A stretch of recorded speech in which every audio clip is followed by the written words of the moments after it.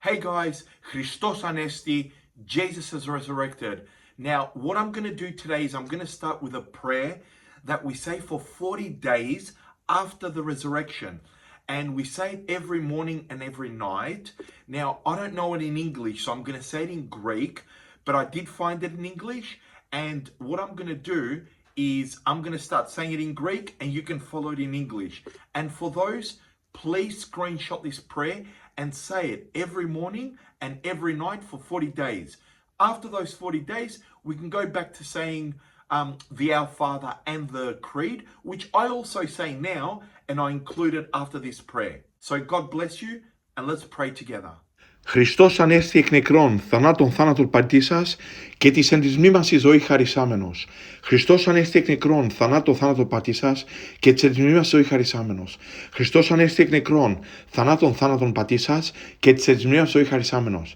Ανάσταση Χριστού θεασάμενη προσκυνήσομεν, Άγιον Κύριον Ιησούν, το μόνον αμάρτων, το σταυρό σου Χριστέ προσκυνούμεν, και την Αγίαν σου Ανάσταση υμνούμε και δοξάζομεν. Σύ γάρι ο Θεός ημών εκτός σου άλλων, ουκ είδομεν το όνομά σου ονομάζομεν.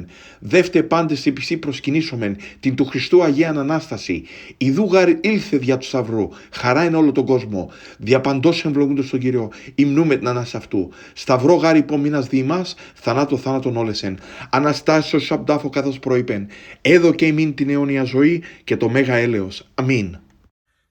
So, now that we said our prayers, I'm going to start with a story, okay, that shows how God answers people's prayers.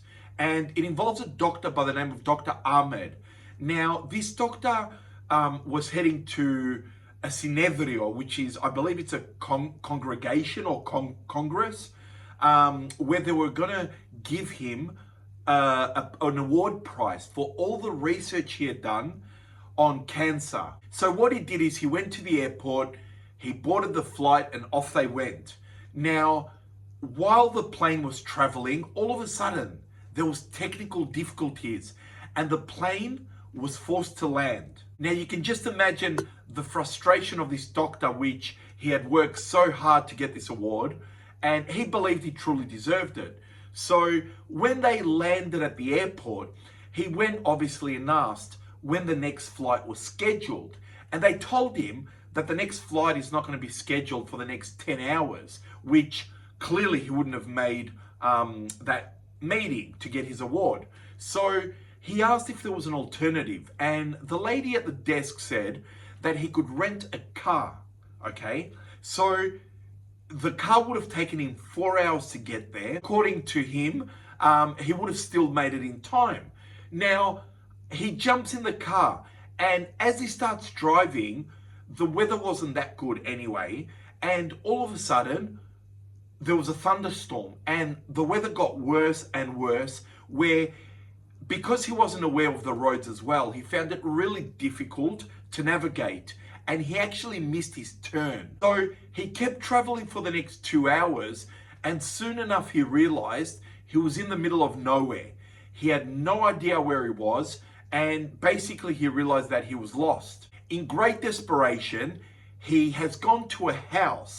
He's found one house in the middle of nowhere, and when he went to the house, he's knocked at the door, and a beautiful woman has opened the door and basically asked him what he wanted.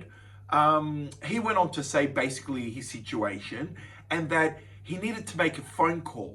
Now, if you listen to the series of events, it'll make sense at the end. Now, the lady informed him that the phones were down because of the thunderstorm, but he was more than welcome to come into the house and have a hot drink until the weather, I guess, was better or whether the connection was re-established. So Dr. Ahmed agreed to go into the house where the lady gave him a hot tea, also gave him some biscuits to eat. And at that moment, the lady said to him, just before you arrived, I was in the middle of praying. So do you mind if I just, go back to praying? And sure enough, Dr. Ahmed said, of course, just go ahead and do what you were doing. I guess the lady didn't want to sound rude, that she's just walked off on him and said, look, you're more than welcome to join me if you want to pray. But Dr. Ahmed said that he did not believe in God and he didn't actually believe in prayer. So anyway, the lady's gone over to her ikonostasi, where she had all the holy icons with, like I have here, with our candles. And she knelt down in the corner and she kept praying. And as she was praying, she had her hand, on a little bed where the doctor noticed there was a little kid there. Now, the lady kept praying, and the moment a prayer would finish, Dr. Ahmed says that she would start another prayer. And he goes on to say that in the perfect moment, and because he had seen that kid in the bed, he wanted to ask her something. So when he noticed that she had finished praying a particular prayer, he quickly stopped her and said, "Excuse me, I would like to ask you a question. What are you praying for? And has God answered your prayers yet?" Now, what you will hear is absolutely fascinating. She replies to him and says, with a bit of a sad, I guess a bit of a smirk, but with sadness in her face, she said, "This kid in the bed is my son, and he suffers from a very, very rare case of cancer. And at the moment, our prayers have not been answered. But that is not a reason to allow your fear to be greater than your faith. So you need to still have faith and pray." And she then went on to say that there was only one doctor that could help her son, to help him with the cure of what he had. And it was a doctor by the name of Dr. Ahmed. But she did not have the money or the support from her family, clearly financially. And this doctor lived too far away for her to even meet up with him. At that moment, Dr. Ahmed realized that he was the doctor she was referring to, with this overwhelming feeling of emotions. And he said, "God is great and God exists." And while he was saying that, he recalled all the events that led him to that house.